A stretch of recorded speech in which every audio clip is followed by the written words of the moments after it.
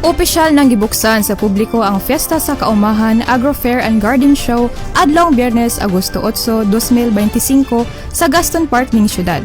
Nangulo sa opening ceremony si Mayor Clarix A. Uy, Committee Chair on Agriculture City Councilor Honorable Juancho Pascual, Regional Executive Director Jose Apollo Y. Pacamalan, na kansang girepresentahan ni Sir Dryan Iliana, Engineer Bernie A. Daba Jr., ang OIC City Agriculturist sa City Agriculture Productivity Operations Office ug mga special guests.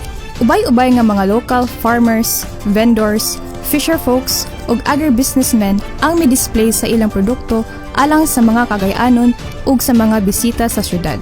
Mapalit sa agro fair ang seedlings, livestock, prutas, gulay, ornamental plants ug uban pa.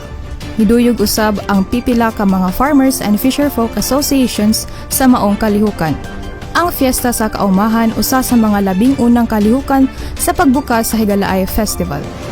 Mura lang akong kanunay pahinumdum og hangyo nga dili masayang ang inyong pagpangandam kinahanglan baratuhon usab ninyo ang mga baligya ninyo nga tinuoray gyud nga aduna gyud tumong og tinguha nga nagiusa kita agi kasalugan sa kapistahan.